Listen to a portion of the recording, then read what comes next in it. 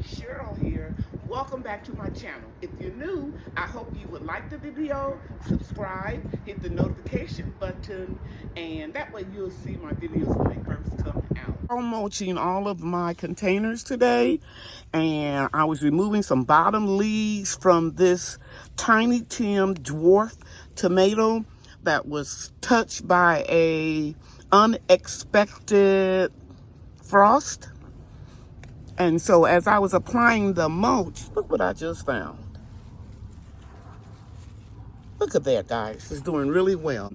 This just goes to show you, you can transition hydroponically grown vegetables and fruit to grow outside in the ground, in a container, or even a raised garden bed.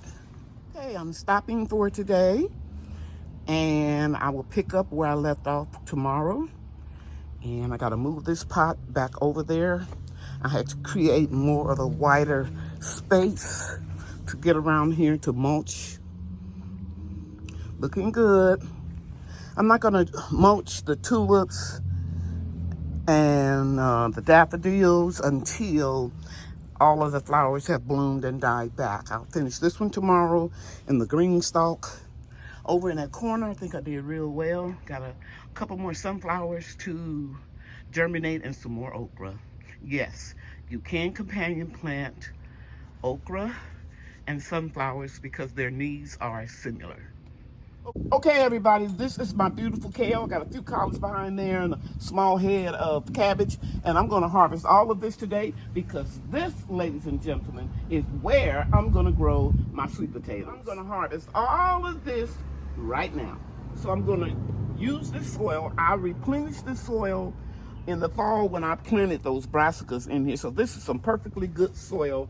The good news is the brassicas will remove a lot of nitrogen from the soil, and sweet potatoes don't need a lot of nitrogen. So I'm going to take these potatoes right here, you see them, from the supermarket that were sprouting, and I discovered over 6 years ago that I don't have to grow sweet potatoes in the house.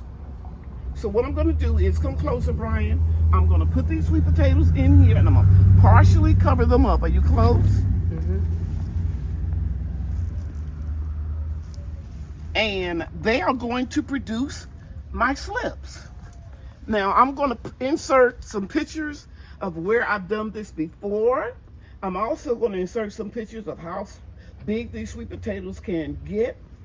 And I'm also going to leave in the comment section several links to videos.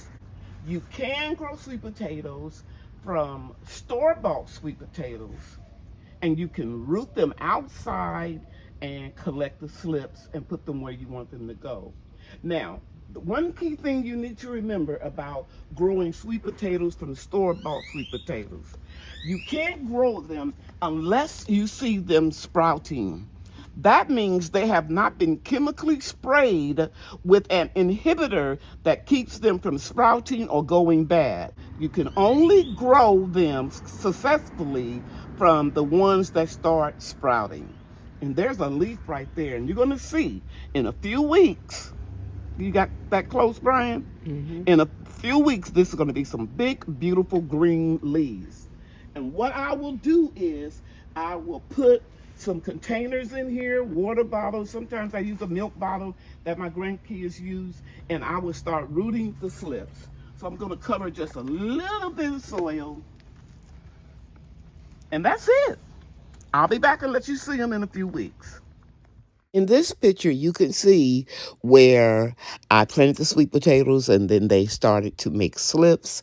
I took them off from the sweet potato, placed them in water, and then I rooted them. And you'll find that you're going to even have some that are going to root themselves in the ground, like in this picture right here. So sweet potatoes don't need to be planted in Garden Zone 8A until May. So I have plenty of time to grow some sweet potato slips and get everything started. Here are some of the sweet potatoes we have harvested by growing them this way throughout the years. And my grandchildren love to dig up sweet potatoes. And I'll be sure to link those videos. And we make candy yam, sweet potato pie, and sometimes we just bake them and eat them. I like them plain with nothing. And I love the fact that I am creating precious memories with my grandchildren when we harvest the sweet potatoes. It is a beautiful day. 84 degrees Saturday. And I got permission from my daughter and son-in-law to enlarge this part of the garden all the way across here to there. So I'm going to lay down this weed out. Yep. And make this space bigger. And I'll come back and show you the progress. Okay guys, my granddaughter Bria came out to help me, and we put down the weed out and rearranged some of the bricks, and we're gonna leave a walkway right in here. I gotta go to Home Depot. They got these bricks on sale for 25 cents. And I'm gonna make a pathway. See, right in here. And we're gonna go all the way down. That way I can just walk through here. And I'm gonna put food over here and here. Yeah, and it's gonna be real nice. You hear my family in the background because they are getting the pool ready, set up tomorrow. They're gonna go swimming. It's gonna be in the 90s, low 90s. And we gotta do a lot of cleaning up. But the reason why we decided to do this, because I couldn't hardly get in here and mulch and harvest and clean this out, because I want to clean all the bottom parts of the tomato plants. For example, like right here. I think I started on this one. Yeah, I did. Let me show you over here. We want to get all this little leaves and branches that are trying to develop close to the soil.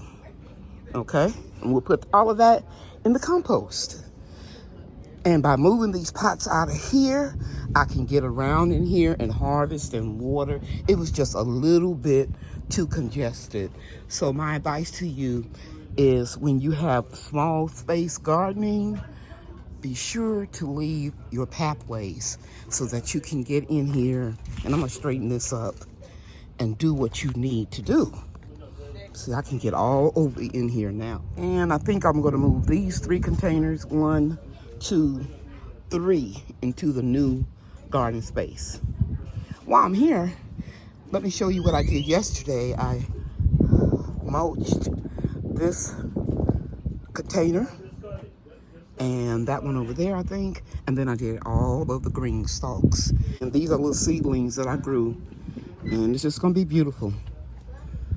Yeah, that's what I'm gonna do with my green stalks for my garden.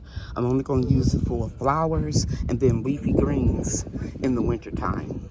All right, so I'm stopping today, and I will bring you part 2 of this video in the garbage bag. That's covering the straw in case we get a little mist.